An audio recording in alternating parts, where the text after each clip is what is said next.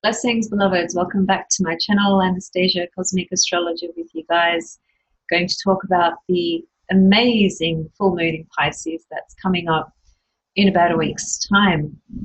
So first of all, before I get started, I just want to say really from the deepest part of my heart and soul that I'm really grateful to all of you, and especially I really have a lot of gratitude for those of you that take the time to email me just to express your love, your appreciation, your respect, and tips for technological things and so forth. Somebody emailed me and suggested that I just put the mic really close to in close proximity to my face, and that might actually really help with the audio. And I did a little test and it seemed to work. So let's hope that that is the case with this particular presentation. So yeah, just thank you so much for your comments and all your love. I really, really appreciate it. And I give you all that love in return. Okay, so this amazing full moon in Pisces is really quite extraordinary for a number of different reasons. So what I'm going to offer today is a little bit of, I suppose, evolutionary, exoteric astrology and esoteric astrology. I love to incorporate those three different lenses because it creates so much more depth and richness and beauty to what it is we are looking at, and what we can connect with, what we can integrate, how we can understand it from a number of different ways. So first of all, this full moon in Pisces is at 21 degrees of Pisces, and it has quite a few aspects to it, quite a few actually. And look, most of the aspects are really quite good. I'll bring up the chart in a moment and we can actually have a look at that together. But before I get started into the exoteric traditional perspective of the full moon, just a couple of things first. Well, first of all, we need to just backtrack a little bit. A couple of weeks ago when we had the new moon in Virgo, well, really it's actually only 1 week ago because this full moon will not occur for another week or so. So when you do listen to this video and you do step into that space of when the full moon actually takes place, which is on the 14th of August, pardon me, September. I believe it's the 14th. We'll see that in a moment when I bring the chart up. Just think back to what started for you when there was the new moon in Virgo, right? The new moon in Virgo was extremely powerful because of all the planets that were there with it again. And most of those planets are still there with this full moon, except obviously opposite the full moon. So we had this abundance of the Virgo archetype. And what we're going to see now with this full moon is this absolute abundance of the polarity of Virgo and Pisces. And, Virgo and Pisces are very complex signs, really. And they really speak to the level within us where we're here in the physical, striving and trying and learning and developing and grounding and earthing and connecting and improving in this 3D mundane reality. And the Pisces polarity is always bringing into our awareness, our consciousness, the sacredness of everything, even in here in the material. Sometimes we can get really caught up or, sort of really seeking the sacred out there somewhere, as it were, and, wanting desperately to have, some kind of mystical type of experience.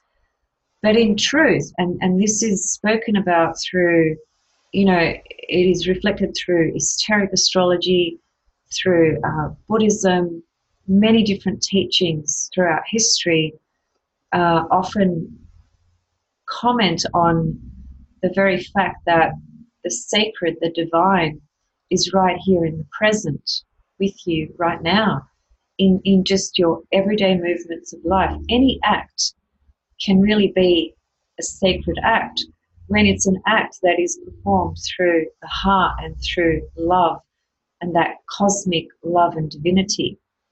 And these are important points because the full moon in Pisces is ruled by Jupiter and Neptune, right, on an exoteric level. And Neptune is in Pisces at the moment, and it's going to be squaring, it's going to be conjunct this full moon, right? So we have a full moon in Pisces conjunct its ruler, and its other ruler, which is Jupiter, which is in Sagittarius, is forming a square to this full moon as well. So both rulers on an exoteric level are tightly, closely connected to this full moon, which raise the matters of divinity, sacrifice, love, truth, the ultimate source of truth, which is Neptune, and Jupiter is that vibration that stimulates our thirst for truth and wisdom. It's what gives us that energy and that desire to, venture out on a journey, whether it's an inner journey or an external journey or both. That's what Jupiter drives us to do. It's the truth seekers, right? That's what gives us the ability, the outlet to explore and have an adventure, with this experience. And it's ongoing. And Neptune is the ultimate truth. And it's also very tricky because it is the one planet that dissolves everything. And it dissolves the form of everything, to be more specific, right? Form is created by Saturn. And Saturn then has to answer to Neptune, because Neptune is just going to come in and literally melt, dissolve everything, all form. And that is really about that. I think the understanding of that is that in order for us to come back to our position of divinity, our connection to the divine, into that space of wholeness and purity, which Virgo tries to achieve on the practical reality type level, day-to-day level, in order to merge back, which is to eliminate separating desires as it is understood through evolutionary astrology. Separating desires are the desires that the soul creates every time it takes on a life and incarnates. It establishes these separating desires which manifest into very specific experiences in order to evolve. And as we continue to evolve and become more conscious, those separating desires become less and less and less.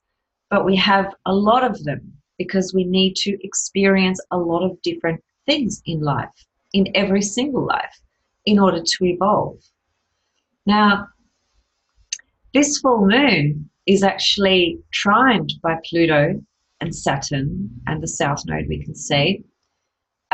It has a square to Jupiter and it has a conjunction to Neptune. All these planetary aspects are actually quite positive in my opinion. They really speak to this beautiful illumination that we can step into and wake up even more to our own truth. Truth is a pathless land. I've said this before. That's Krishnamurti's quote. And it's a very apt quote because your truth, my truth, are going to be totally different truths, if you like. The nature of truth is truth in terms of divinity, right? Oneness, consciousness, source creation to all things. That's the ultimate source and force and creation to all things. But our way of understanding that, our way of relating to that, our way of integrating that, our way of evolving back to that is a very different experience. That's why truth is a pathless land, because you must find your truth, your way through that truth in your own unique way. That's why we're all so unique. And these energies connecting to this full moon are really facilitating this process for us. What's really, really important with this full moon is that on an esoteric level, the sign Pisces is actually ruled by Pluto, which will sound really, really weird when you're not used to working with esoteric astrology or understanding it. But I'd like to offer this understanding for you. Pisces is the sign that encapsulates everything, right? Everything is contained within the archetype of the 12th house, Pisces and Neptune. It's the last sign of the zodiac, the last house of the 12 houses, and Neptune encapsulates everything. So when we step into the vibration of Pisces, we step into a vibration of totality where everything exists. But there can be, a bit of a fog and a blur in front of us as we're trying to assimilate this vibration, this energy, and experience the truth that it actually holds. Because Neptune and Pisces, from a personality exoteric level, correlates very strongly to glamour, the experiences of illusion, right? The glamorous experience or side to Neptune is what creates beautiful movies, beautiful music. So the glamour component is not necessarily a bad thing, but when we are operating through Neptune's vibration solely through the glamorous aspect, we will end up feeling disappointed or lost or confused, because the true essence of Neptune has nothing to do with glamour, but that's how it translates or transfers into this 3D dimension, which stems from the ideal, right? See, Pisces, Neptune, 12th house speaks to the ideal, the absolute ideal of love, beauty, divinity. That's cannot be encapsulated in just a few words. It absolutely cannot. So then the ideal that we all have some kind of connection to, because we all have Pisces in our chart. So we all have this deep longing and sense of something transcendental, something so much more beautiful and pure and perfect that exists perhaps in another dimension, but in fact it exists within us. But we have to strip back so many layers to get to that space within us. So it's an interesting combination, this polarity, Virgo Pisces, because the sun is in Pisces, obviously, which is why we have this full moon. The sun is in Virgo, which is why we have the full moon in Pisces. So yes, we have a full moon in Pisces, and yes, the full moon illuminates, accentuates the archetype Pisces, which can be a blissful experience. On the one hand, it depends what's going on in your life. It depends how you use this full moon energy. It depends where the new moon in Virgo was in your chart, and therefore what started this cycle and where it's arrived in terms of what you need to now see or what you are able to actually see. And it is looking through the lens of ultimate truth, cosmic ultimate truth, divinity. But are you looking through the lenses of glamour and idealism, or are you looking through the lens of truth? So that's going to depend on your position.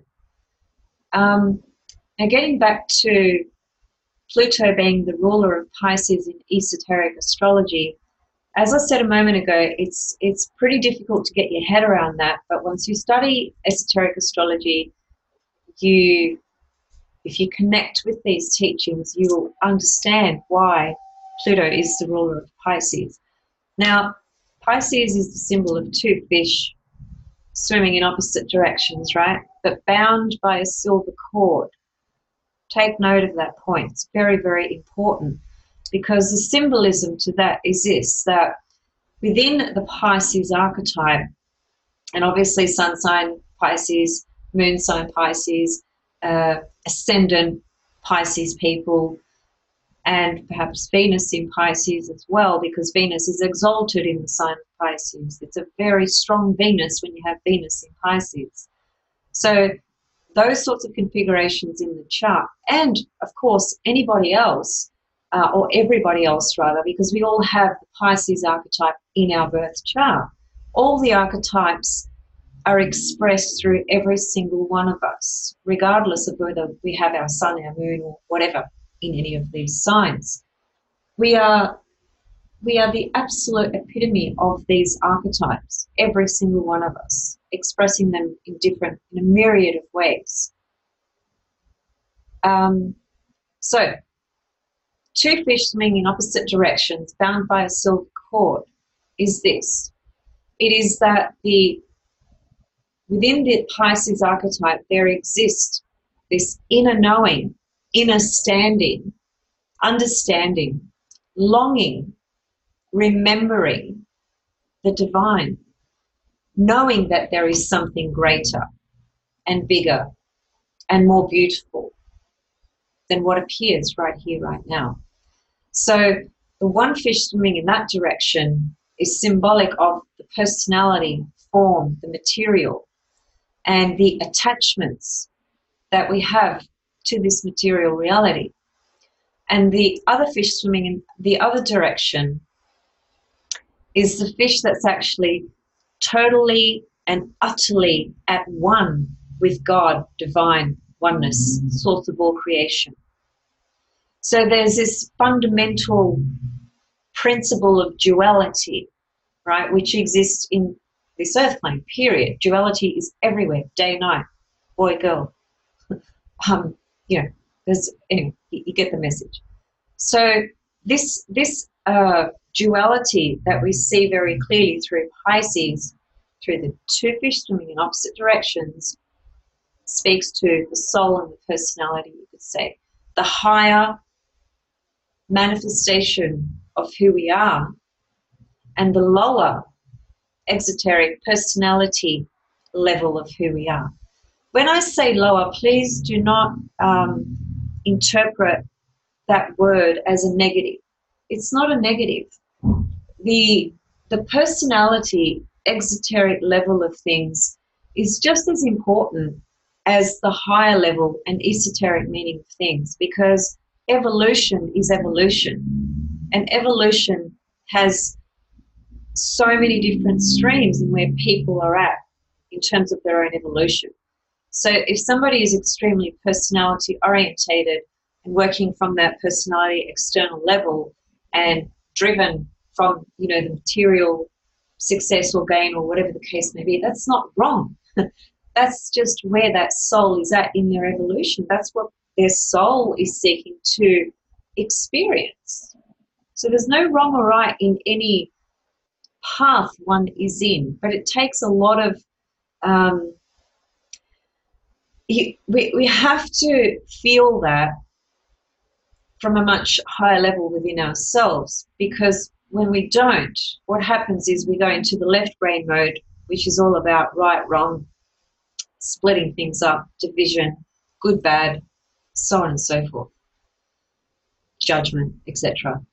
But when we can step into a higher place from within ourselves, and we can actually understand that evolution is evolution and everyone is at a different stage, we can have, at the very least, we can have a lot more empathy for things that otherwise would really repulse us or anger us or upset us. And it's hard because in this human body, in this 3D reality, we are all subjected to a myriad of things that trigger a number of different things in us.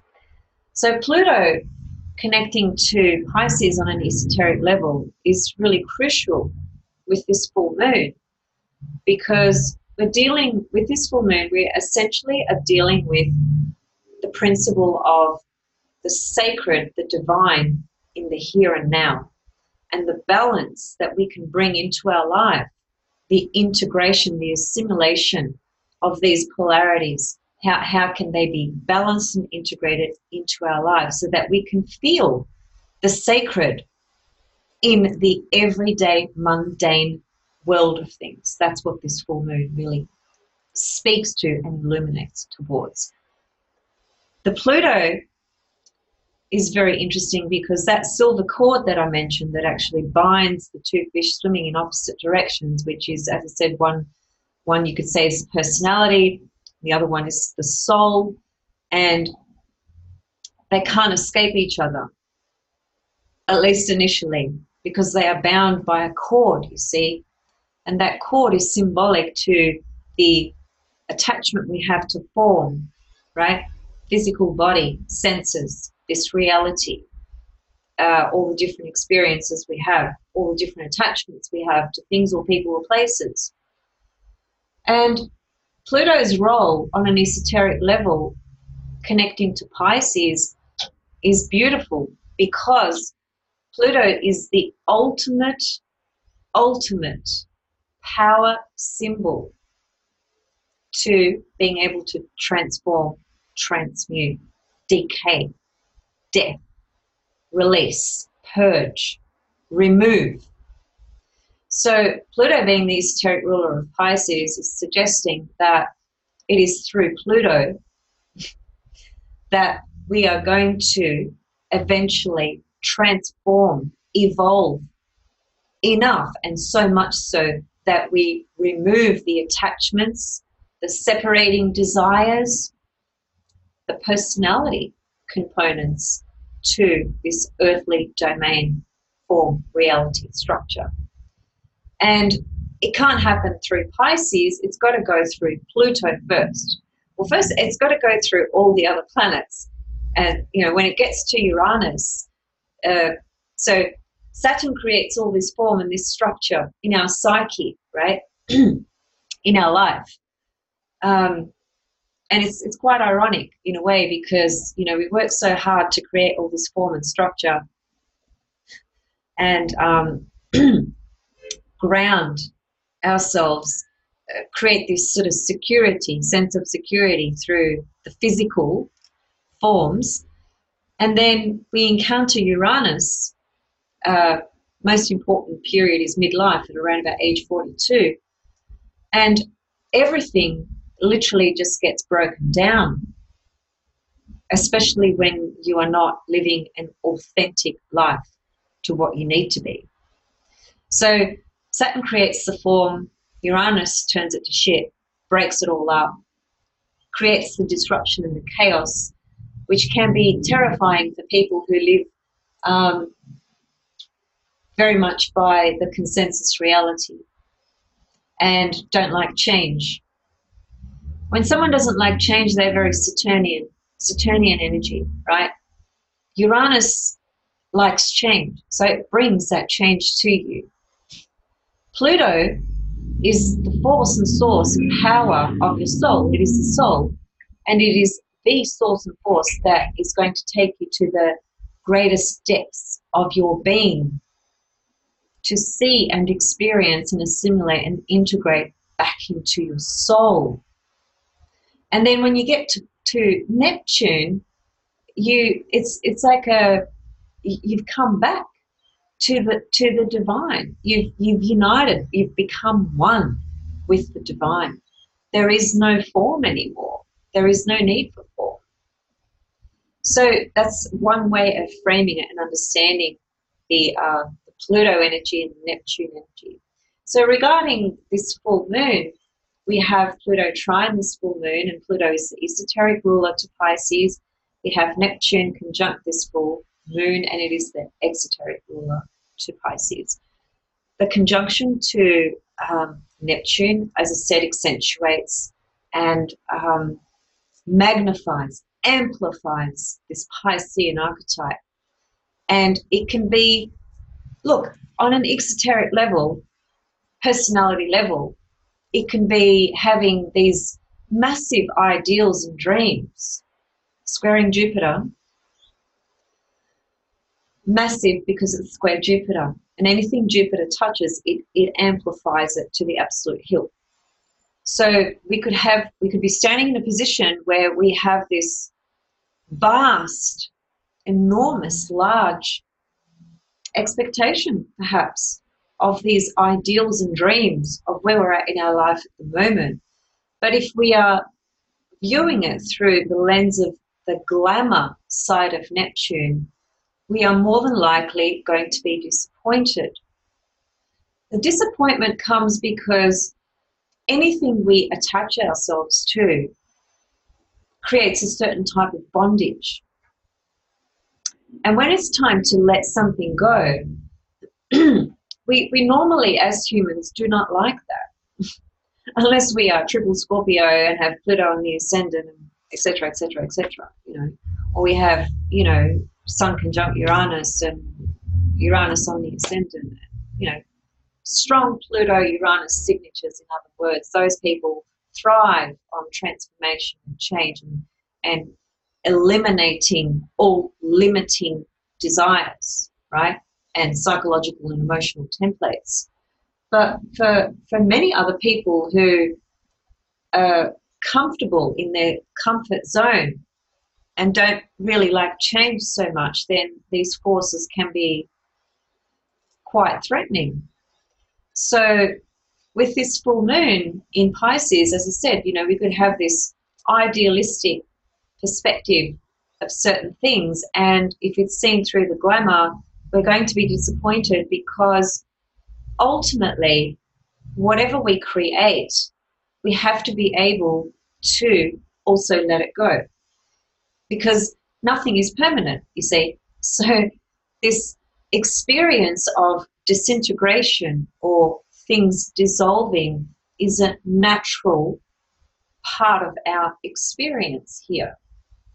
So if you are stepping into this full moon from a place of not the glamour side of Neptune, but more from the place of cosmic unity, love, compassion, empathy, sensitivity, visions from that cosmic level, then I think you're able to connect to something that is less likely to be associated to some form of disappointment. Disappointment always arrives because we don't want to let go of something, or we want something to be different than what it actually is, and that includes people, right? So you meet somebody, you fall in love with them, you know, in the beginning it's all Neptune, and then a little bit later the Neptune glasses come off and you see the person for who they really are, which is a human being with all their flaws. And then suddenly you're disappointed because they're not what you thought they were. So then you're trying to change them, and you can't change anybody. So what are you left with? Disappointment, frustration, blah, blah, blah. So this idea of being able to allow whatever it is that needs to be born or transformed or released is really, really important in our process of evolution, because we can't hang on to anything. So Pluto, being the esoteric ruler of this full moon in Pisces, has a message within it, because Pluto has the ability to cut that silver cord that binds the two fish swimming in opposite directions. The bondage, is the physical form personality level of our own attachments to everything, whatever that may be. And the silver cord is what's holding that to the soul, as it were. There's this bondage, right? And the minute we get into that Pluto vibration, soul, and we step into and a process of assimilation, right? Of releasing our separating desires. The way to release separating desires is to have a genuine yearning from your heart and soul to want to merge back with the divine. That's what it is, essentially. A lot of people on the planet don't even think like that, let alone have that in their heart. And I'm not talking about religion, right? I'm not talking about going to church every Sunday or, you know, I'm not talking about conventional religion. I'm talking about a true sense of the divine oneness, source creation to all things, and a genuine heart, soul felt yearning and desire to want to be with that. We are a part of that anyway, right? But through the physical and through our ego and our personality, we create these separating desires, which take us into all these different fields of experience. And it's not until we have enough of those experiences and awaken to the truth that we will all return to source. We all emerged from there, and we will all return there. It doesn't matter if you have $500 billion in your bank account. It doesn't matter. Where is that going to go? Where are you going to go when you leave? So this idea of becoming more conscious, more aware, more integrated in your soul's gravitational or navigating or inner compass towards reuniting back to source. This full moon brings us very close to this truth. If we are looking through the lens of unity. The other thing about Pisces from an esoteric level is that Pisces connects to rays number 2 and number 6. And this is also very important because ray number 6 is ruled by Pluto and Vulcan. And Vulcan is the inner alchemist. Pluto is the soul. Our ability to transfigure, transcend, touch the deepest part of our being, eliminate, get rid of all the conditioning and the layers is very much supported through Pluto and Vulcan, ray number 6. Ray number 6 connects to idealism and devotion. So, I mean, those words clearly connect to the archetype of Pisces, idealism and devotion. You know, sacrifice is another good word for the Pisces archetype.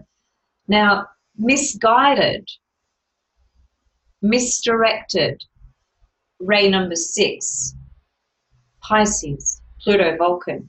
When that's misdirected, it's channeled, unfortunately, in very dysfunctional ways. So it's the fanatical, to use an example, it's the fanatical religious types that will have this perception or this belief that it is okay to kill in the name of God. That's misguided ray number 6. And it happens. I've seen it. We've all seen it. But when ray number 6 is filtered through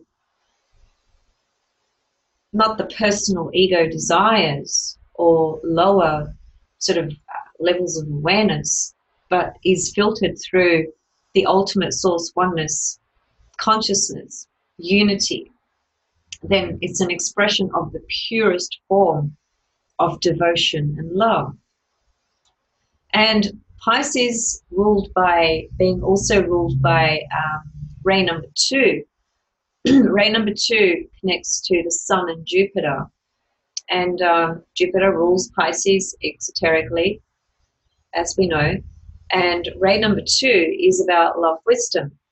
So here we have 2 rays 2 and 6, which are really beautiful rays. When those rays are working at high streams within the consciousness of a particular individual, the power of those rays is out of this world in terms of the ability to love, the ability for the most expansive compassion, inclusion of all. Very powerful rays connecting to this full moon in Pisces. So that's the esoteric component of it. And as I said, you know, Pluto being the ruler of Pisces esoterically says to me that with this full moon, what is actually there for us if we wish to step into this space and align with it is the ability to release attachments that are actually keeping us stagnant in our life, that are keeping us limited. That's what Pluto can do. It can cut the cord of the two fish. Okay, so what I'd like to do is just very quickly bring up the chart.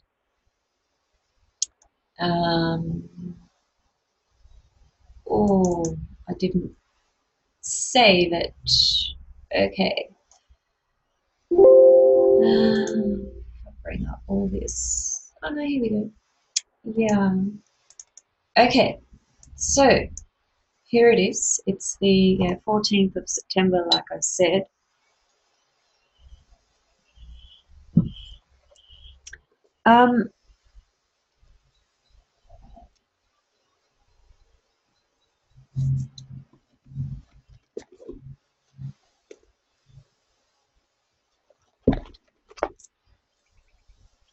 Okie dokie.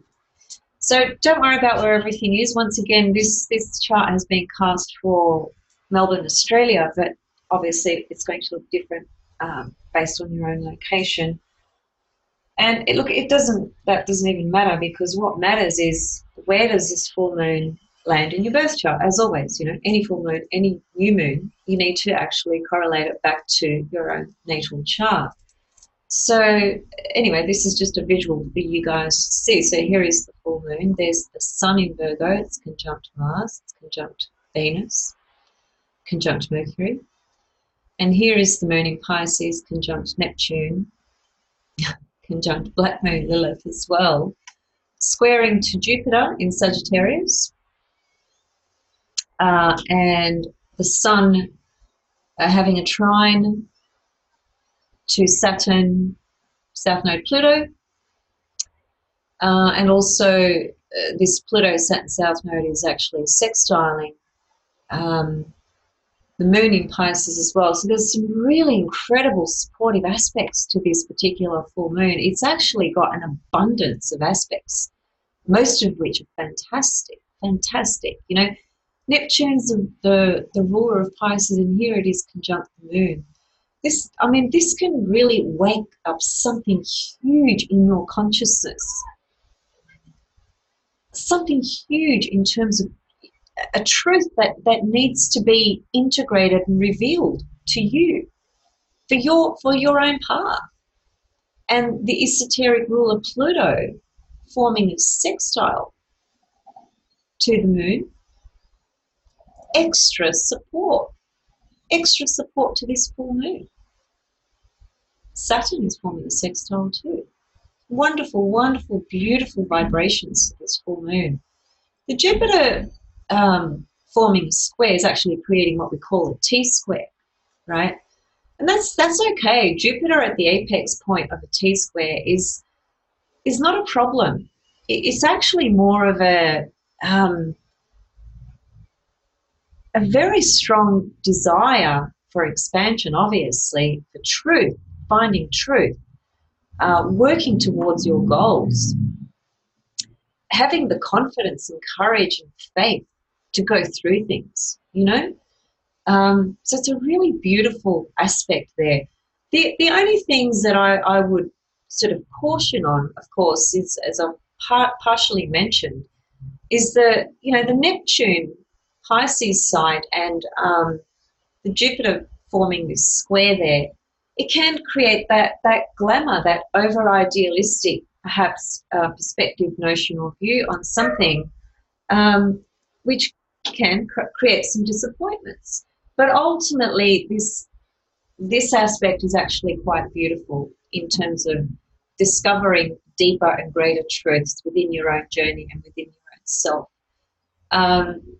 And again, you know, we have the Virgo Pisces polarity, which is really bringing into our consciousness, our awareness, the sacred, divine, cosmic alignment of who we are into our everyday reality. And it is there every day.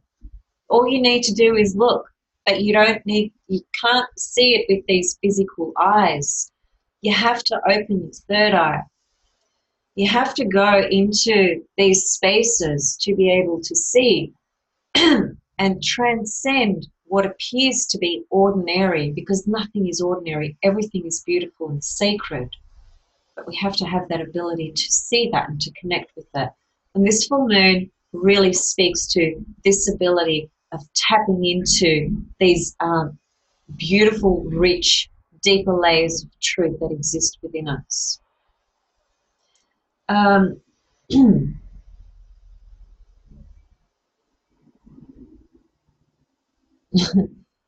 just thinking about Black Moon Lilith. I didn't really give her much consideration previously, but I guess just a couple of comments, because she's very close to this full moon. So she has a voice here too. And you can't see it, but Pandora, the asteroid goddess Pandora, is actually conjunct this moon. Very close, actually, because she's currently at 20 degrees of Pisces, so she's very close to this full moon, as is Black Moon Lilith. So some strong feminine archetypal forces coming through. Pandora, I'm sure most of you are aware of what Pandora brings to the mix, but just very briefly, you open Pandora's box and be prepared. If you're going to open things up, you have to be prepared to deal with whatever rises as a result. And don't forget, full moons open things up because they illuminate things, right? So Pandora's influence is there. And Black Moon Lilith is very much about bringing our own sense of feminine autonomy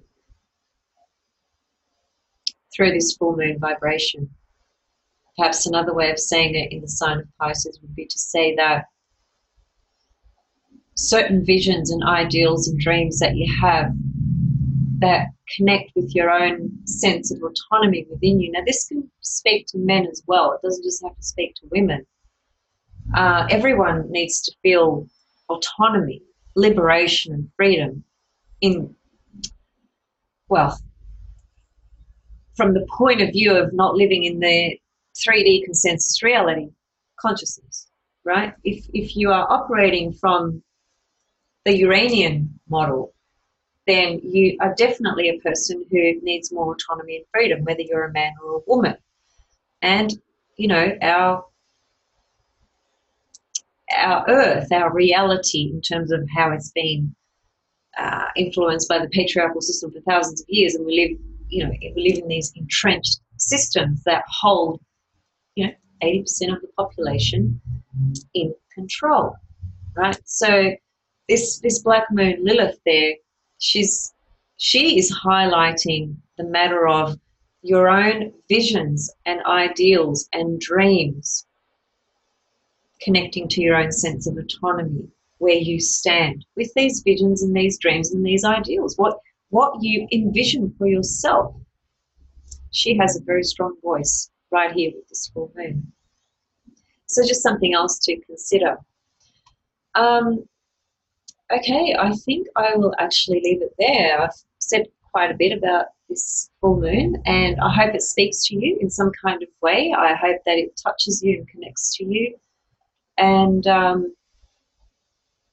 just take some time to absorb and meditate on the pointers that resonate with you, and take away what you will. Take away what speaks to your heart. But this is an incredibly powerful new moon, and it's filled with an abundance of truth energy. So I'll leave it there with you guys, and see you very, very soon with something else. Again, thank you so much for all your love and blessings, and thank you to all new subscribers. Thank you to all subscribers, period. And thanks for interacting in the community section. I love that. And your comments and questions and feedback. It's all beautiful. Thank you so much. See you soon. Bye.